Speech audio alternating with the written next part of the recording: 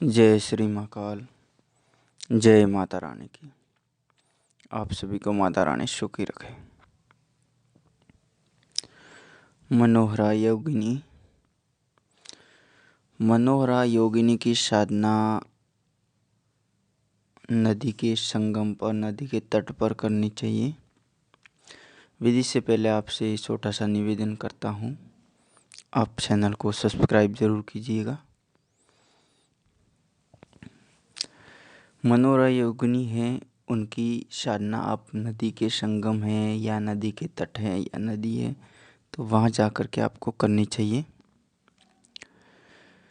इस साधना में वहाँ जाके आप नदी, अगर कोई बहती हुई नदी है तो और भी अच्छी बात है। वहाँ पे आप नहा धो के वहीं तैयार होइए, वहीं साधना पूजा पाठ कीजिएगा, वहीं ध्यान योग वगैरह जो भी करने हैं सब कीजिएगा। उसके बाद में मूल मंत्र है, इनका जप शुरू कीजिएगा। ये साधना आपको लंबे समय तक करनी चाहिए और जितना हो सकता है दिन में 5000, 10,000, 3000 जितना जप होता है उतना जप करना चाहिए। ये साधना महीने भर करने से देवी है वो सिद्ध होती हैं और जब भी ये देवी सिद्ध होती हैं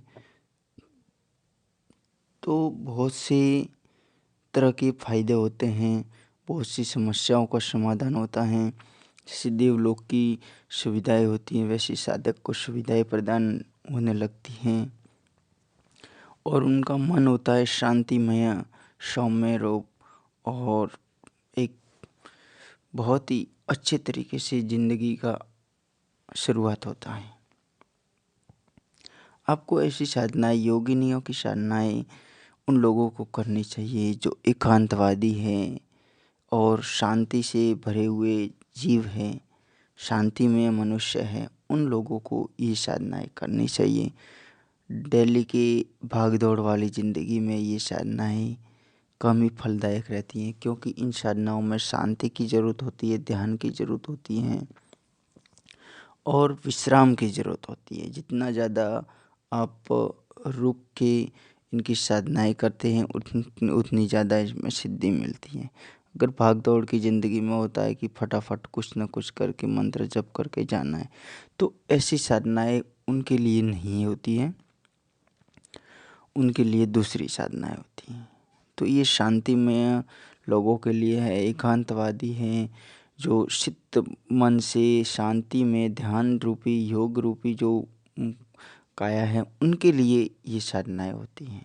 योगिनियों की साधना बहुत ही शांतिमय होती है, सरलमय होती है और बहुत ही मतलब एक कैसे स्नेहपूर्ण होती है, वैसी होती है कि जहाँ देखो वहीं खुशहाली हरियाली, ऐसी कैसा मन एक उत्सुक होता है। कहीं पहाड़ी क्षेत्र में जाते हैं तो कैसा लगता है, तो उस तरीके की ये साधनाएं होती हैं।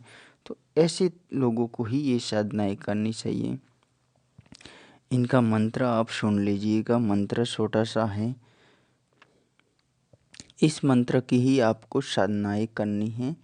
ओम ह्रीं मनोहरे आगः स्वाहा, ओम ह्रीं मनोहरे आगः स्वाहा, ओम ह्रीं मनोहरे आगः स्वाहा।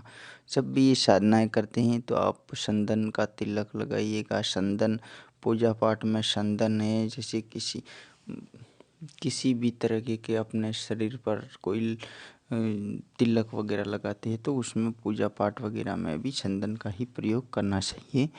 और ये विशेष ध्यान रखना है कि हरे भरे नदी संगम और नदी के तट जहाँ पे पानी वानी की कल कल धाराएं बहती हुई होती है तो ऐसे क्षेत्रों में ये साधनाएं करनी चाहिए। जय श्री महाकाल। जय माता रानी।